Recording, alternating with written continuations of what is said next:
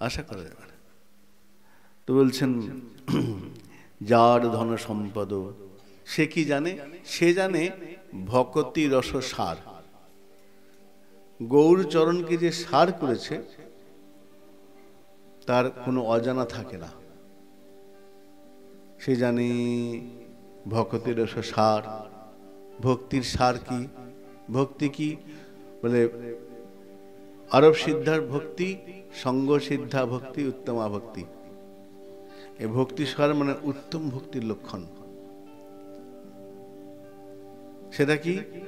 প্রভু গোস্বামী বলছেন অন্নাভিলাষিতা শূন্যম জ্ঞান কর্মদ্বনাবৃতম আনুকূল্যেন কৃষ্ণানুশীলনম ভক্তির উত্তমা। উত্তম ভক্তি যে ভক্তির মধ্যে বিন্দুমাত্র কোনো চাহিদা নেই। অন্নাভিলাষিতা শূন্যম, যার বিন্দুমাত্র অভিলাষ নাই। অভিলাষ থাকবে না। অভিলাষ মানে চাহিদা, এটা চাই ওটা চাই, চাহিদাই নেই। অন্য অভিলাষ ছাড়ি জ্ঞান কর্ম পরিহরি কায় মনে করিবে ভজন। ভজনটা হবে কায় মনে, শরীরের দ্বারায় মনের দ্বারায় ভজন হবে। আর যত ভজন এগোবে না তত বিষয় বৈভব ইচ্ছা সব চলে যাবে। ইচ্ছাই থাকবে না, অভিলাষ থাকবে না, জাগতিক কোনো চাওয়া পাওয়াই থাকবে না। মহাপ্রভু শিক্ষাষ্টকের বলছেন ন ধনং ন জনং ন সুন্দরীং কবিতাং জগদীশ কাময়ে। হে জগদীশ নাহি চাহি ধনজন। সুন্দরী কবিতা কিংবা না করি কামন, তোমা লাগি যে ভক্তি মর্মেতে আমার, সেই ভক্তি যেন আমার জন্মে জন্মে হয়।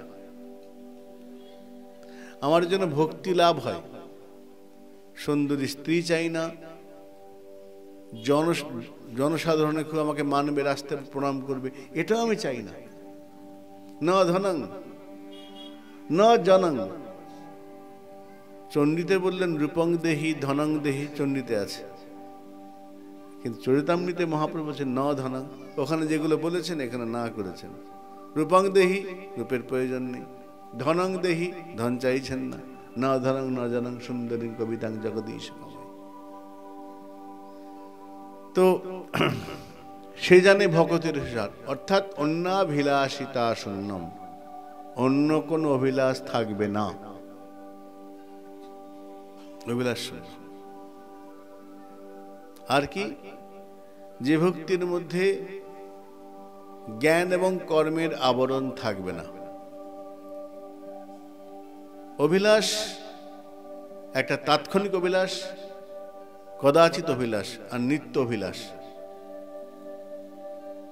নিত্য অভিলাষ মানে চিরকালীন অভিলাষ, সবসময় থাকবে। আর কদাচিৎ অভিলাষ সেটা কিরকম? বলে কখনো কখনো হবে, সবসময় হবে না। যেমন ভাগবতে আমরা প্রথম দিকে পেয়েছি না, যখন উত্তরার দিকে অস্ত্র ছুটে যাচ্ছে, ব্রহ্মাস্ত্র, অশ্বত্থামা ছুটেছেন, তখন অশ্বত্থামা যখন অস্ত্র ছুঁড়েছে উত্তরার কে মারবার জন্য তীর ছুঁড়ে দিয়েছেন সংকল্প করে। আর এমন তীর ব্রহ্মাস্ত্র ঠিক সেই জায়গাতেই লাগবে, অন্য কোথাও ওইখানেই যাবে, যার নাম বলে দিয়েছেন। অশ্বত্থামার ব্রহ্মাস্ত্র ছুটে আসছে উত্তরার দিকে, তখন মা উত্তরা বাঁচবার জন্যে ছুটে গেলেন কৃষ্ণের কাছে, গিয়ে বলছেন পাহি পাহি মহাযোগিন দেব দেব জগৎপতে। হে জগৎপতি কৃষ্ণ, পাহিমাম পাহিমাম, আমাকে বাঁচাও বাঁচাও, আমাকে রক্ষা করো। মা মে গর্ভ নিপত্যতাম, যেন আমার গর্ভকে নষ্ট না হয়। হে প্রভু, আমার গর্ভকে রক্ষা করো। ওই দেখো ব্রহ্মাস্ত্র ছুটে আসছে, আমাকে রক্ষা করো। পাহি পাহি মহাযোগিন, আমাকে রক্ষা করো। ভগবান রক্ষা করলেন, উত্তরার গর্ভস্থ সন্তানকে রক্ষা করুন। তিনি বলছেন মা মে গর্ভ নিপত্যতাম, আমার সন্তান, আমার যে পেটে বাচ্চা আছে গর্ভ, সে গর্ভের সন্তানের যেন কোনো ক্ষতি না হয়, আমাকে রক্ষা করো, আমার গর্ভের সন্তানকে রক্ষা করো। এই যে উত্তরা বলছেন আমাকে বাঁচাও, আমার সন্তানকে বাঁচাও, এটা চাহিদা হলো না? চাওয়া হলো না? চাওয়া হলো তো, আমাকে বাঁচাও। উত্তরা বলছেন আমাকে বাঁচাও, আমার গর্ভের সন্তানকে বাঁচাও। এ তো নিষ্কাম হলো না, চাওয়াতে হলো। তো উত্তর দিচ্ছেন হ্যাঁ চাওয়া হলো, কিন্তু তাৎক্ষণিক, হঠাৎ বিপদ এসে গেছে, কোথায় যাবে? ভগবান ছাড়া। তো ভগবান বাঁচাও বলেছেন। উত্তরকে প্রশ্ন করলো মা উত্তরা, তুমি কেন বললে আমাকে আমার ছেলেকে বাঁচাও? দেখো আমার পেটে যে আছে সে কোনো সাধারণ সন্তান নয়, পরীক্ষিত, যার দ্বারা জগতে ভাগবত প্রচার হবে। এই যদি ভূমিষ্ঠ না হয়, ভাগবতের প্রচার হবে না তো। তাই জগতে ভাগবত প্রচার হবে যার দ্বারা, সেই সন্তান আমার গর্ভে আছে, আমি আমার জন্য বলিনি, হরিকথা প্রচার হবে তার জন্য। কিন্তু যাব কোথায়?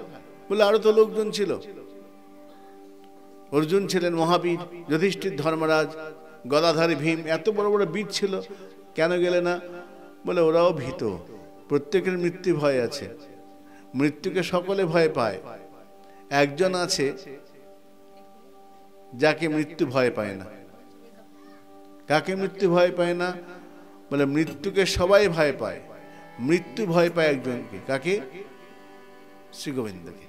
গোবিন্দাৎ মৃত্যু বিভীতি। তা মৃত্যু যাকে ভয় পায়, আমি সেই গোবিন্দ চরণকে, এরা সবাই ভয় পায়, পাণ্ডবেরা সবাই, একমাত্র মৃত্যু ভয় পায় শ্রী ভগবানকে। তা আমি আর কোথাও না গিয়ে সোজা গোবিন্দ চরণে আশ্রয় করেছি, তুমি আমাকে বাঁচাও।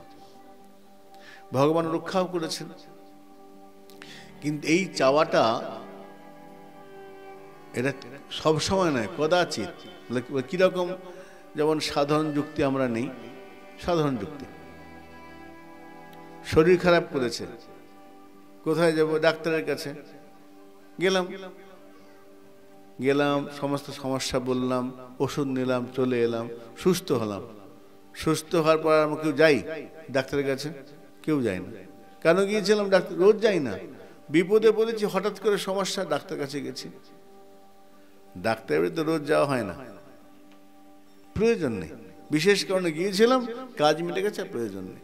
তাই সাধক কখনো কখনো যদি প্রয়োজন হয়, কোনো বিশেষ কারণে হয়তো চাইবেন, কিন্তু সেটা নিত্যাভিলাষ নয়, সেটা কদাচিৎ অভিলাষ।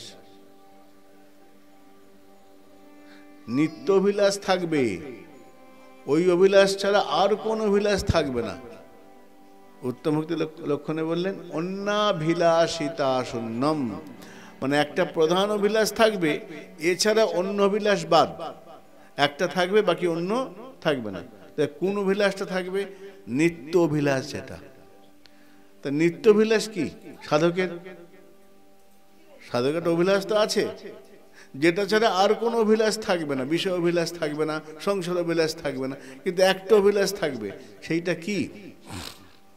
ঠাকুর নরোত্তম উত্তর দিচ্ছেন, আমি হরি বলবো আর মদন মোহন হেরব গো, এইটা থাকবে নিত্য অভিলাষ। যাব গো ব্রজেন্দ্রপুর, হব গোপিকার নেবুর, এটা থাকবে, এই অভিলাষ থাকবে, বাকি কোনো অভিলাষ থাকবে না।